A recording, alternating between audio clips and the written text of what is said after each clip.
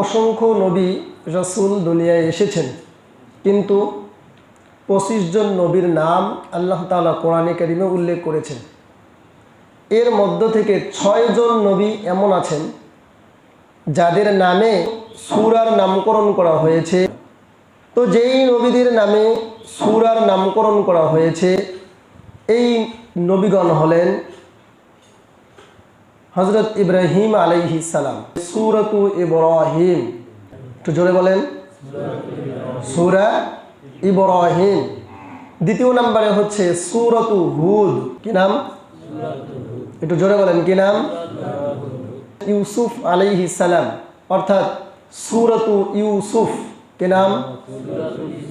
একটু জোরে বলেন, সূরাতু ইউসুফ।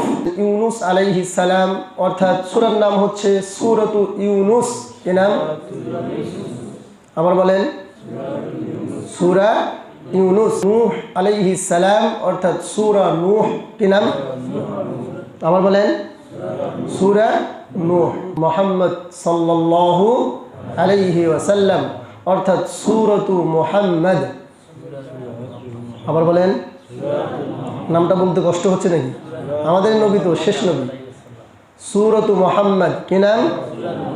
এই হইল মোট 6 জন। 6 জন ব্যক্তির নামে কোরআনে কারিমে সূরার নামকরণ করেছেন। আরও একজন ব্যক্তির নাম কোরআনে কারিমে সূরার নামকরণ করেছেন, তিনি হচ্ছেন লুকমান আলাইহিস সালাম। কি নাম? অর্থাৎ সূরাতু লুকমান, সূরাতু লুকমান। এই ব্যক্তির ব্যাপারে ঐতিহাসিকদের মাঝে মতানৈক্য রয়েছে, তিনি নবী ছিলেন নাকি আল্লাহ তাআলার পেয়ারা বান্দা ছিলেন। তবে অধিকাংশ মত এই দিকে যায় যে তিনি ছিলেন আল্লাহ তাআলার একজন পেয়ারা বান্দা, অর্থাৎ আল্লাহ তাআলার খাঁটি ইমানদার এবং নেককার ও নৈকট্যশীল বান্দা। কি নাম? কি নাম? লুকমান। কি নাম? লুকমান আলাইহিস সালাম, অর্থাৎ তার নামে সূরা হচ্ছে সূরাতু লুকমান। এই হইল মোট 6 জন নবী, আর একজন আল্লাহ তাআলার আবেদ বা পেয়ারা বান্দা লুকমান আলাইহিস সালাম।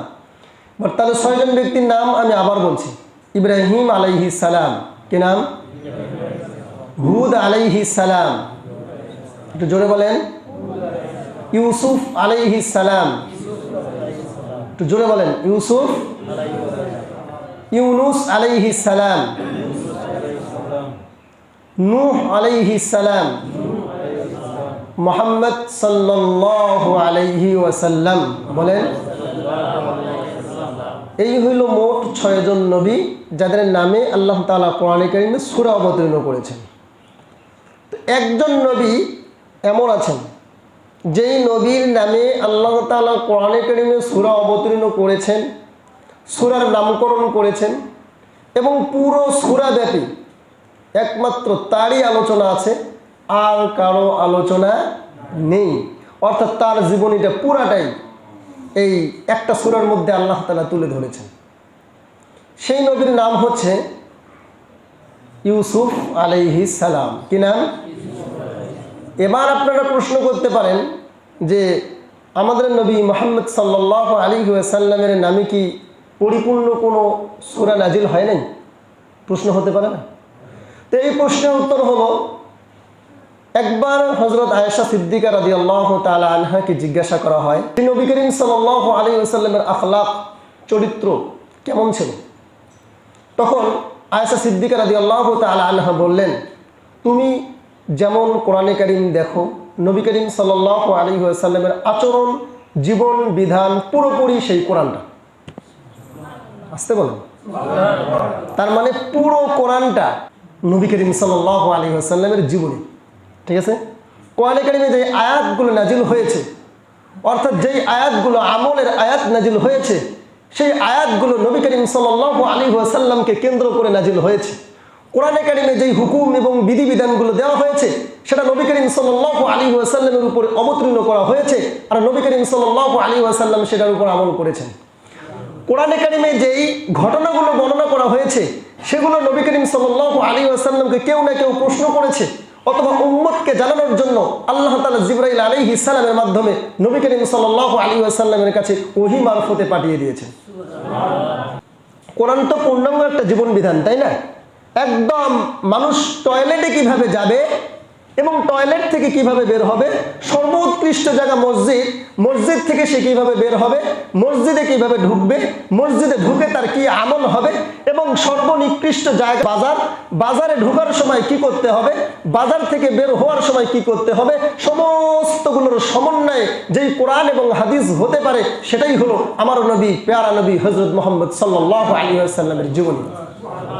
একটু আসতে বলেন। তার মানে কি বোঝা গেল যে পুরো কোরআনটা কাকে কেন্দ্র করে নাজিল হয়েছে? নবী করিম সাল্লাল্লাহু আলাইহি ওয়াসাল্লামকে কেন্দ্র করে। একজন নবীর নামে পরিপূর্ণ একটি সূরা নাজিল হয়েছে এবং সেই সূরাটা এ টু জেড সেই নবীরই আলোচনা করা হয়েছে। সেই নবীর নাম কি? কি নাম? একটু জোরে বলেন, কি নাম?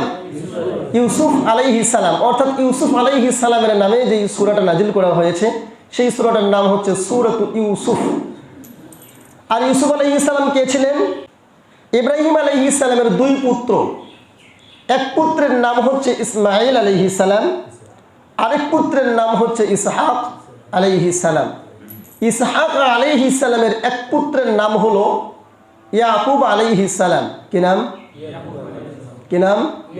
ইয়াকুব আলাইহিস সালাম। ইয়াকুব আলাইহিস সালামের ছিল 12 জন পুত্র। কি ছিলেন? 12 জন পুত্র। এই 12 জন পুত্রকেই বলা হয় বনি ইসরাইল। কি বলে? বনি ইসরাইল। বনি ইসরাইল কেন বলা হয়? ইয়াকুব আলাইহিস সালামের আরেকটা নাম ছিল ইসরাইল। কি নাম ছিল? ইসরাইল। সেই দিক থেকে তার সমন্বয় ঘটিয়ে তার বংশধর যারা এসেছে তাদেরকে বলা হয় বনি ইসরাইল। অর্থাৎ আমাদের যেমন প্রধান বংশ আছে না, আছে কি না? চৌধুরী বংশ আছে না, খান বংশ আছে না, মাস্টার বংশ আছে না, মিয়াজি বংশ আছে না? এই যে এবার চলতেছে আলতাফ হোসেন মিয়াজি, আফতাব হোসেন মিয়াজি, মোহাম্মদুল্লাহ মিয়াজি, মোহাম্মদুল্লাহ প্রধান, মোহাম্মদুল্লাহ খান, এই যে চলে আসতেছে বংশ পরম্পরা। খান, একজন ব্যক্তির নাম ছিল খান, ওকে কেন্দ্র করে কিন্তু এগুলো আসে। আবার অনেক সময় দেখা যাচ্ছে যে এগুলো আবার ব্রিটিশদের কাছ থেকেও পাওয়া কিছু উপাধি ছিল, ইতিহাস ঘাটলে পাওয়া যায়। আর আমার দাদার নাম ছিল জসিম উদ্দিন, আর দাদার বাপের নাম ছিল চৌধুরী মোহাম্মদ। এই যে চৌধুরী মোহাম্মদ, ওইখান থেকে কিন্তু চৌধুরী লিখে সবাই, আমি লিখি না। শুধু আমার ছোট ভাই আর আমার একটা বোন আছে আর একটা চাচাতো ভাই, এই 3 জন লেখে, আর কেউ আমরা চৌধুরী লিখি না। ছোট ভাই লেখে সিরাজ চৌধুরী, আরেকজন লেখে রাজা চৌধুরী, আর মেয়েটার নাম নাই বললাম, থাক, ওটা গোপন থাকবে।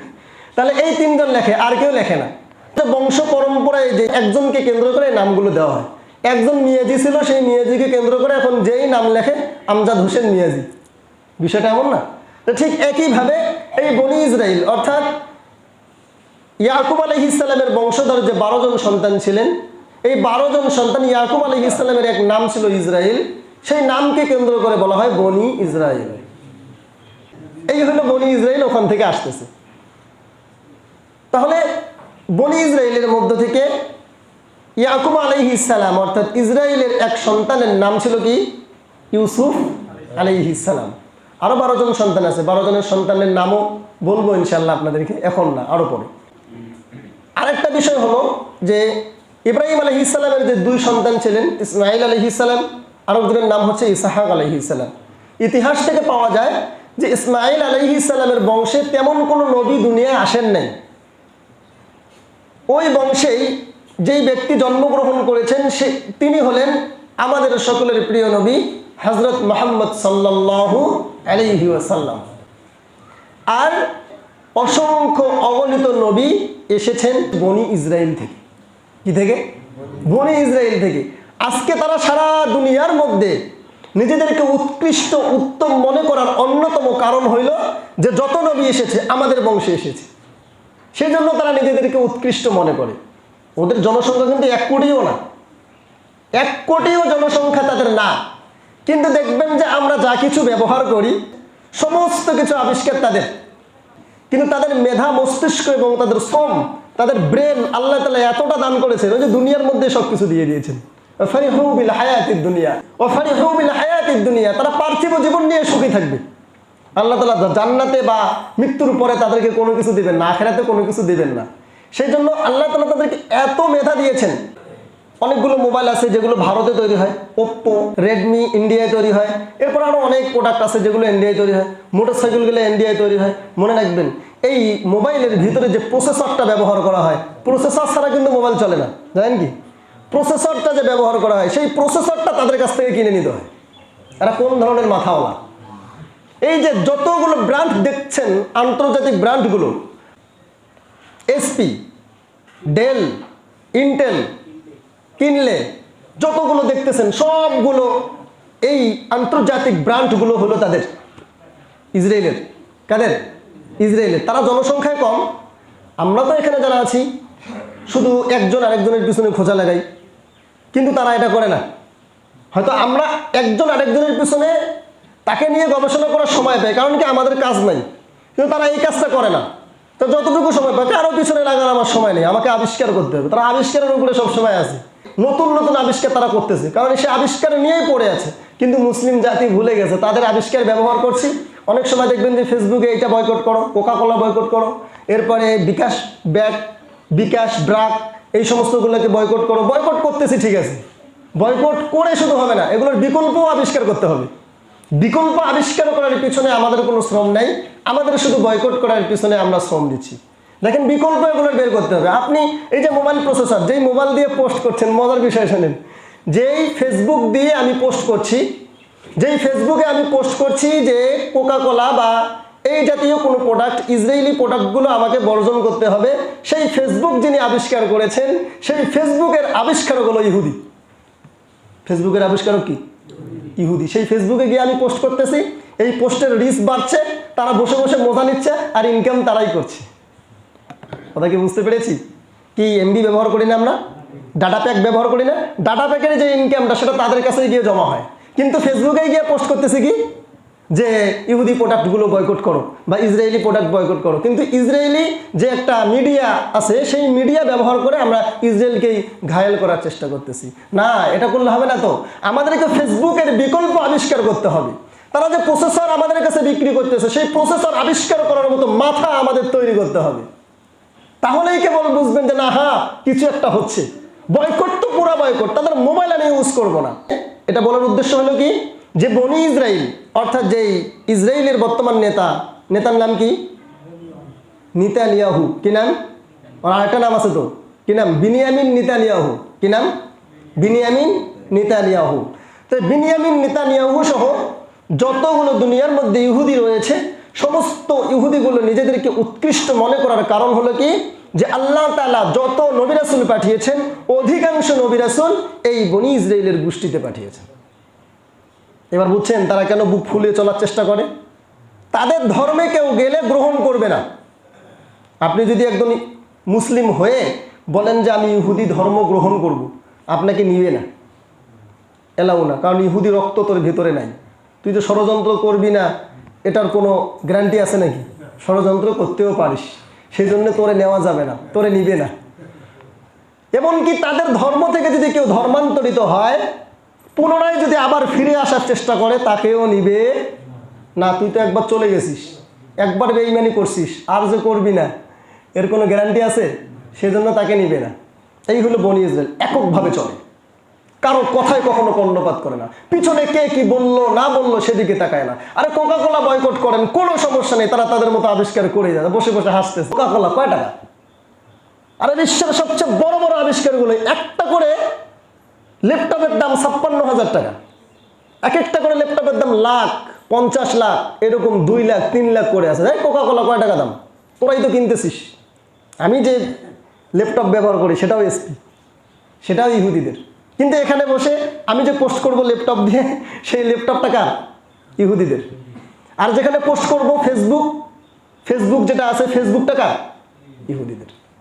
এগুলোর যতদিন পর্যন্ত না আমাদের বিকল্প বের হচ্ছে, ততদিন পর্যন্ত বয়কটের কথা বলাটা আমি মনে করি হাস্যকর, তাদেরকে হাসার সুযোগ করে দেওয়া। তবে হ্যাঁ, নবী করিম সাল্লাল্লাহু আলাইহি ওয়াসাল্লাম বলেছেন, যখন তোমরা কোথাও অন্যায় করতে দেখো, তখন সেটা তোমরা হাত দিয়ে প্রতিহত করার চেষ্টা করো। যদি হাত দিয়ে প্রতিহত করতে না পারো, তাহলে মুখ দিয়ে সেটা প্রতিহত করার চেষ্টা করো, নিষেধ করো। যদি তাও সম্ভব না হয় তাহলে সেটাকে মনে মনে ঘৃণা করো। যদি কোকাকোলা বয়কট করার মাধ্যমে কিছুটা আর্থিকভাবে ভঙ্গুর হয়ে পড়ে তাহলে সেটা বয়কট করতে কোনো সমস্যা আছে? বয়কট করবো আমরা ইনশাআল্লাহ, কোনো সমস্যা নেই। ইউনিলিভারের সংক্রান্ত যতগুলো প্রোডাক্ট আছে সবগুলোই কার? ইহুদিদের। আমি কিনবো, তারা ভ্যাট ট্যাক্স পাবে। ভাবতেও পারবেন না ইহুদি কিভাবে গ্রাস করে নিয়েছে। যতদিন পর্যন্ত না আমাদের যুব সমাজ, যতদিন পর্যন্ত না আমাদের দেশের মানুষেরা, ওরা যেমন নিজেদেরকে স্বয়ং সম্পূর্ণ মনে করে, ওরা যেমন নিজেদেরকে সর্বোৎকৃষ্ট মনে করে, কারো কোনোটা গ্রহণ করে না, ওরা যেমন কারো কোনো কিছু গ্রহণ না করে নিজে আবিষ্কার করে নিজে ব্যবহার করবে এবং অপরকে ব্যবহার করার জন্য সুযোগ দিবে, যতদিন পর্যন্ত আমাদের মুসলিম জাতি এরকম হবে না, আমরা কারো কোনো কিছু গ্রহণ করব না, আমরা শুধু আমাদের আবিষ্কার করব, নিজেরা আবিষ্কার করব, ব্যবহার করব এবং অন্যকে ব্যবহার করার সুযোগ দেব, ততদিন পর্যন্ত না আমাদের এই মুসলিম জাতি আর ঘুরে দাঁড়াতে পারবে, সম্ভব না। তো যাই হোক, আমরা সেই বনি ইসরাইলদের নবীদের মধ্য থেকে একজন নবীর আলোচনা করব। তিনি হচ্ছেন ইউসুফ আলাইহিস সালাম। কি নাম? ইউসুফ আলাইহিস সালাম। সূরাতে ইউসুফ আল্লাহ তাআলা কোরআনে কারিমে বলেন, আলিফ লাম রা তিলকা আয়াতুল কিতাবিল মুবিন। আলিফ লাম রা, এই শব্দটার অর্থ একমাত্র আল্লাহ তাআলা ছাড়া আর কেউ জানে না। কোনো মুফাসসির এটার কোনো বর্ণনা দেন নেই। অনেক মুফাসসির এটা বলেছেন আলিফ লাম রা এটা আল্লাহ তাআলার একটা সিফাতি নাম। আলিফ লাম রা, আলিফ লাম মিম, কাফ হা ইয়া আইন সাদ, সাদ নুন, এই সমস্ত শব্দগুলো যেগুলো সূরার শুরুতে রয়েছে, অনেক মুফাসসিরে কেরাম বলেন যে এই শব্দগুলো হচ্ছে নবী করিম সাল্লাল্লাহু আলাইহি ওয়াসাল্লামের সিফাতি নাম। কি নাম? সিফাতি নাম। আবার অনেকে বলেন যে না, এটা নবী করিম সাল্লাল্লাহু আলাইহি ওয়াসাল্লামের নাম নয়, বরং আল্লাহ তাআলার সিফাতির নাম। কিন্তু একবারে তাহকিককৃত বর্ণনা হলো যে এটার অর্থ একমাত্র আল্লাহ তাআলা ছাড়া আর কেউ জানে না। নবী করিম সাল্লাল্লাহু আলাইহি ওয়াসাল্লামের হাদিসে এর কোনো বর্ণনা পাওয়া যায় না, এটার কোনো ব্যাখ্যা পাওয়া যায় না। সেই জন্য এই ব্যাখ্যার পিছনে আমরাও পড়ব না, দরকার নেই, ব্যাখ্যা যেহেতু নাই। এরপরে চলেন, তিলকা আয়াতুল কিতাবিল মুবিন। তিলকা আয়াতুল কিতাবিল মুবিন, এগুলো হলো সুস্পষ্ট কিতাবের আয়াত, অর্থাৎ কোরআনে কারীমের আয়াত। ইন্না আনজালনাহু কুরআনান আরাবিয়্যান লাআল্লাকুম তাকিলুন, আমি এগুলোকে আরবি ভাষায় কোরআন রূপে নাজিল করেছি, লাআল্লাকুম তাকিলুন, যেন তোমরা এটা অনুধাবন করতে পারো। কারণ নবী করিম সাল্লাল্লাহু আলাইহি ওয়াসাল্লামের উপরে যে আল্লাহ তাআলা কোরআনে কারীম অবতীর্ণ করেছেন তার ভাষা কি ছিল? কথা বলেন না, তার ভাষা কি ছিল? একটু জোরে বলেন, কি ছিল? আরবি ভাষা ছিল। নবী করিম সাল্লাল্লাহু আলাইহি ওয়াসাল্লাম বলেন, আনা আফসাহুল আরব, আরবের মধ্যে সর্ব উৎকৃষ্ট এবং সবচেয়ে বিশুদ্ধ ভাষী হলাম আমি। আমরা কি বাংলা ভাষায় সহিভাবে কথা বলতে পারি? সহিভাবে কিন্তু কথা বলতে পারি না। অথচ কোরআনে কারীমে ইরশাদ হয়েছে কি যে আল্লাহ তাআলা নবী রাসূলদের মধ্য থেকে যাকে যে জাতির নিকটে প্রেরণ করেছে তাকে সে জাতির ভাষায় পরিপূর্ণরূপে পারদর্শী করে পাঠিয়ে দিয়েছে। অর্থাৎ যে নবী যে জাতির কাছে এসেছে সে নবী সে জাতির ভাষায় পরিপূর্ণ পারদর্শী। এখন যে দাওয়াতি ময়দানে কাজ করতে চাবে তাকেও পরিপূর্ণরূপে, যেহেতু আমরা বাংলাভাষী, আমাদের দেশে বাংলা ভাষা চলে, সেই হিসাবে বাংলা ভাষায় পরিপূর্ণরূপে পারদর্শী হতে হবে, যেন একজন কৃষক থেকে শুরু করে নিয়ে, একজন শ্রমিক থেকে শুরু করে নিয়ে প্রধানমন্ত্রী পর্যন্ত আমার মুখের ভাষাটা বুঝতে পারে। আরবি রূপে নাজিল করেছে কেন? লাআল্লাকুম তাআকিলুন, যেহেতু আরবদের উপরে এটা নাজিল হচ্ছে, যেন আরবরা এটা খুব সহজেই বুঝতে পারে। এরপরে দেখেন, নাহনু নাকুসসু আলাইকা আহসানাল কসাসি বিমা আওহাইনা ইলাইকা হাযাল কুরআন, আমি তোমার নিকটে যে কোরআন ওহী মারফতে নাজিল করেছি সেই কোরআনের মাধ্যমে আমি তোমাকে উৎকৃষ্ট উত্তম কিছু গল্প শোনাবো। নাহনু নাকুসসু আলাইকা আহসানাল কসাস, আমি তোমাকে কিছু গল্প শোনাবো যেই গল্পগুলো হবে উত্তম, উৎকৃষ্ট এবং সর্বোৎকৃষ্ট। সেই গল্পগুলো কিসের মাধ্যমে শোনাবো? বিমা আওহাইনা ইলাইকা হাযাল কুরআন, এই যে কোরআন আমি তোমাকে ওহী মারফতে নাজিল করেছি, এই ওহী মারফতে নাজিলকৃত কোরআনের মাধ্যমে আমি তোমাকে উত্তম উৎকৃষ্ট গল্পগুলো শোনাবো। কিছু গল্প আল্লাহ তাআলা শোনাবেন। যেই গল্পগুলো সম্পর্কে তুমি অনবহিত ছিলে, পূর্ব থেকে তুমি এটা জানতে না, এমন গল্প আমি শোনাবো তোমাকে। إذ قال يوسف لأبيه يا أبت إني رأيت 11 كوكبا والشمس والقمر رأيتهم لي ساجدين إذ قال يوسف لأبيه এখন আমি তোমাকে যেই গল্পটা শোনাবো সেই গল্পটা হচ্ছে ওই সময়কার গল্প, যেই গল্পটা ইউসুফ আলাইহিস সালাম তার পিতাকে বলেছিলেন, ইয়া আবাতি, আব্বা, ইন্নী রাআইতু 11 কাওকাবা, আমি স্বপ্নে দেখেছি 11টা তারকা। কয়টা তারকা? 11টা তারকা। ওয়াশ-শামসা ওয়াল কমারা রাআইতুহুম লি সাজিদিন, আমি স্বপ্নে দেখেছি 11টা তারকা এবং সূর্য ও চন্দ্র আমাকে সেজদা করছে। কার কাছে? কে বর্ণনা করেছে? পিতা পুত্রের কাছে নাকি পুত্র পিতার কাছে জিজ্ঞাসা করেছে? বলেন। পুত্র পিতার কাছে এই স্বপ্ন বলেছে, তাই তো? তাহলে পুত্রের নাম কি? সবাই জানেন না? পুত্রের নাম কি? ইউসুফ আলাইহিস সালাম। পুত্রের নাম কি? আর পিতার নাম কি? ইয়াকুব আলাইহিস সালাম। ইয়াকুব আলাইহিস সালাম যার 12 জন ছেলে সন্তান, তার কাছে তিনি এই বর্ণনাটা দিলেন, আব্বা আমি তো স্বপ্নে দেখেছি 11টা তারকা আমাকে এসে সেজদা করলো, চন্দ্র এবং সূর্য, চন্দ্র সূর্য ও 11টা তারকা আমাকে সেজদা করলো। বুস্তানা একজন ইহুদি মহা বড় পণ্ডিত, এই মহা বড় পণ্ডিত এসে নবী করিম সাল্লাল্লাহু আলাইহি ওয়াসাল্লামকে জিজ্ঞাসা করলেন, ইয়া রাসূলুল্লাহ, ওই যে ইউসুফ আলাইহিস সালামকে যে 11টা তারকা এবং চন্দ্র সূর্য সেজদা করেছিল সেগুলোর নাম কি আপনি আমাকে বলতে পারবেন? তো নবী করিম সাল্লাল্লাহু আলাইহি ওয়াসাল্লাম কিছুক্ষণ চুপ থাকলেন। চুপ থাকার পরে বললেন যে, বুস্তানা, যদি আমি তোমাকে সেই নাম 11টা বলে দেই তাহলে কি তুমি ইসলাম ধর্ম গ্রহণ করবে? তখন সে বলল যে হ্যাঁ করব। তো তখন নবী করিম সাল্লাল্লাহু আলাইহি ওয়াসাল্লামের কাছে ওহী মারফতে আল্লাহ তাআলা জানিয়ে দিলেন সে জিরিয়ান, কি নাম? তারিক, কি নাম? তারিক। দিয়াল, কি নাম? দিয়াল। জুলকানফাত, নাম কি? জুলকানফাত। কাবিস, আসাব, আমুদান, ফালিক, মিসবাহ, জরুহ এবং 11তম যেটা সেটার নাম হচ্ছে ফারাগ। সেটার নাম কি? এই যে 11টা তারকার নাম জানতে পারলাম। এরপরে চন্দ্র সূর্য তো আছেই, চলেন দেখি সামনে যাই। বলল কি যে আমি স্বপ্নে দেখেছি আমাকে 11টি তারকা এবং সূর্য ও চন্দ্র সেজদা করেছে। এটার ব্যাখ্যা কি হতে পারে? হাদিসের মধ্যে এসেছে যে যদি কেউ ভালো স্বপ্ন দেখে তাহলে কোনো বিদগ্ধ আলেমকে বা স্বপ্নের ব্যাখ্যা সম্পর্কে জানে এমন কোনো ব্যক্তিকে সেই স্বপ্নটা বলে সেটার ব্যাখ্যা জেনে নেওয়া। আর যদি খারাপ স্বপ্ন দেখে তাহলে সেটা না বলা, সেটা না বলে চুপ থাকা, সেটা এমনি এমনি কেটে যাবে।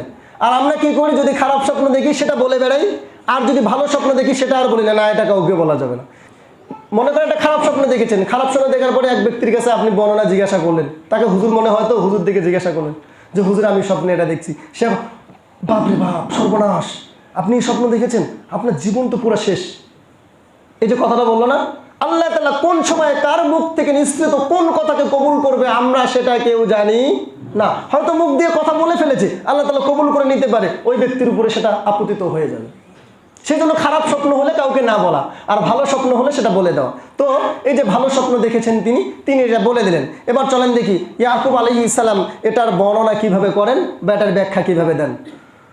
قال يا بني لا تقصص رؤياك على إخوتك فيكيدوا لك كيدا إن الشيطان للإنسان عدو مبين। এবার ইয়াকুব আলাইহিস সালাম তার সন্তান ইউসুফ আলাইহিস সালামকে বললেন, ইয়া বুনাইয়া, হে বৎস, লা তাকসুস রুইয়াকা আলা ইখওয়াতিকা, তুমি যেই সুন্দর স্বপ্নটা দেখেছো নিঃসন্দেহে এই স্বপ্নটা একটা ভালো স্বপ্ন, ভবিষ্যতে তুমি ভালো কিছু করবে, ভালো কিছু হবে। আর তুমি এই স্বপ্নটা লা তাকসুস রুইয়াকা আলা ইখওয়াতিকা, তুমি তোমার ভাইদের কাছে এই স্বপ্নটার বর্ণনা করিও না। এই যে বললাম একটু আগে, স্বপ্ন যার তার কাছে জিজ্ঞাসা করা যাবে না। কেন জিজ্ঞাসা করবে না বা কেন তোমার ভাইদের কাছে এটা বর্ণনা করবে না? ফায়াকিদু লাকা কায়দা, হতে পারে তারা তোমার বিষয়ে চক্রান্ত করবে। ইন্নাশ শাইতানা লিল ইনসানি আদুউম মুবিন, নিঃসন্দেহে শয়তান হলো মানুষের প্রকাশ্য শত্রু। শয়তান ফুসলাবে যে তোর ভাই যে স্বপ্ন দেখেছে এই স্বপ্নটা তো এমন একটা স্বপ্ন, ভবিষ্যতে হয়তো বা তোরা যে 11 ভাই রয়েছিস সেই 11 ভাইয়ের উপরে সে প্রভাব বিস্তার করবে। যেহেতু সে স্বপ্নে দেখেছে যে 11টা তারকা তাকে সিজদা করেছে, তার মানে সে নিজেকে উৎকৃষ্ট মনে করছে, আর তোদের 11 ভাইকে উৎকৃষ্ট মনে করছে না। সুতরাং তোরা তার পায়ের নিচে গিয়ে পড়বি। আর এই বর্ণনা যদি তার ভাইয়েরা শুনে, তারা এটা মনে করতে পারে শয়তান তাদেরকে ফুসলে দিতে পারে। এই জন্য বলতেছেন কি, ইন্নাশ শাইতানা লিল ইনসানি আদুউম মুবিন, নিঃসন্দেহে শয়তান হলো মানুষের প্রকাশ্য শত্রু। ওয়া কাযালিকা ইয়াজতাবিকা রাব্বুকা ওয়া ইউআল্লিমুকা মিন তাউযিলিল আহাদিস, এই যে স্বপ্নের ব্যাখ্যা পিতা তার পুত্রকে করছে, ওয়া কাযালিকা ইয়াজতাবিকা রাব্বুকা, এভাবেই তোমার প্রতিপালক তোমাকে নির্বাচিত করবে, তোমাকে মনোনয়ন দিবে। কি দিবে? মনোনয়ন। বুঝেন না মনোনয়ন? সেই মনোনয়ন কি দাড়িপাল্লার প্রার্থী নাকি? না। নৌকার প্রার্থী নাকি? হাত পাখার প্রার্থী নাকি? না।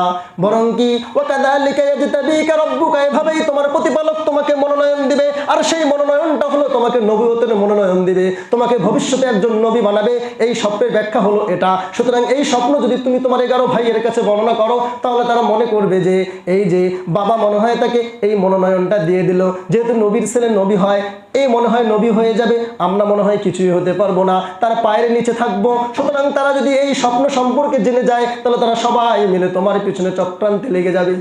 সেই জন্য বলছে যে তাদেরকে বলো না, তাদেরকে বলা যাবে না। ওয়াইউআল্লিমুকা মিন তাউযিলিল আহাদিস, এই স্বপ্নের মাধ্যমে আল্লাহ তাআলা তোমাকে শিখিয়ে দিচ্ছেন, আল্লাহ তাআলা তোমাকে ইঙ্গিত করেছেন যে ওয়াইউআল্লিমুকা মিন তাউযিলিল আহাদিস, আল্লাহ তাআলা তোমাকে নবসৃষ্ট বিষয়ের জ্ঞান দান করবেন, নবসৃষ্ট বিষয় ব্যাখ্যার জ্ঞান দান করবেন। অর্থাৎ স্বপ্নে যে জিনিসটা দেখবে সেটার জ্ঞান দান করবেন।